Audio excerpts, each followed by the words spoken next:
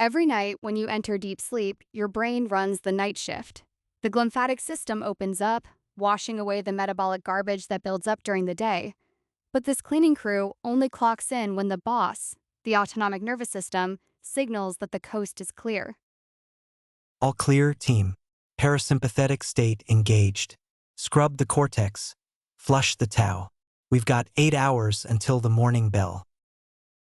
Just another Tuesday. Shake it off, Marcus.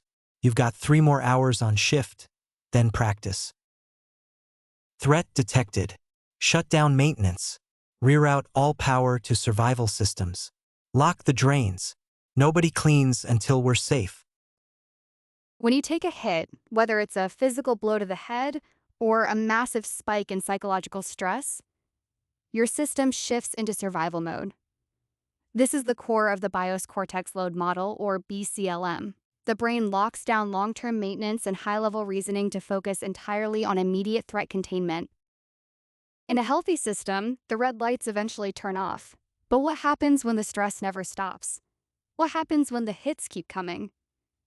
This is cumulative unresolved stress exposure, and when the system is stuck in BIOS dominance, behavior changes. Psychology often labels these behavioral changes as personality disorders, but the ASEM framework reframes them as threat regulation strategies. When a person loses access to their cortex due to chronic load, they fall back on primitive survival archetypes. If they compensate by inflating their own agency and rejecting connection, we call it Narcissus. It's not vanity, it's a desperate attempt to manufacture safety through control. If they compensate by abandoning their agency to appease others, we call it Echo. It's not weakness, it's a survival strategy to avoid abandonment. Both are mirror image compensations for a system under unbearable load. Marcus, your focus is gone, you're highly reactive, and you're isolating yourself. I'm looking at your symptoms, and it looks like ADHD or perhaps a trauma response. We need to label this so we can treat it. I don't need a label document. I just need to sleep. I feel like my engine is redlining, but the car won't move. This is the diagnostic blur. Modern medicine often confuses the baseline wiring of a brain with the sustained load state of a brain. Similar behaviors arise from different baselines under the same load constraint. An autistic meltdown, an ADHD sensory overload, and a CPTSD trigger response look identical behaviorally because they are all the same physiological event. BIOS dominance, the cortex has shut down. You cannot diagnose the baseline until you remove the load. Marcus, we're seeing protein accumulation, amyloid, and tau. This is the beginning of neurodegeneration. We need to talk about lifestyle changes. Eat blueberries. Do crosswords. We might try an experimental drug to clear the proteins. Blueberries? A claw machine? Are you kidding me?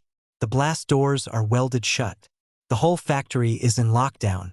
Tell the boss to turn off the red lights, and my crew will clean this place out in a week. For decades, medicine has focused on the garbage. We've treated amyloid and tau as the primary causes of Alzheimer's and CTE. But the BCLM framework reveals the upstream blind spot. Protein accumulation is a downstream indicator of clearance failure. When the autonomic nervous system is stuck in threat mode, sleep architecture is destroyed. The glymphatic drains never open. The garbage isn't the cause of the disease, it's the result of a system that forgot how to feel safe. Okay, stand down. We're safe. Parasympathetic state engaged. Finally. All right, crew, hoses out.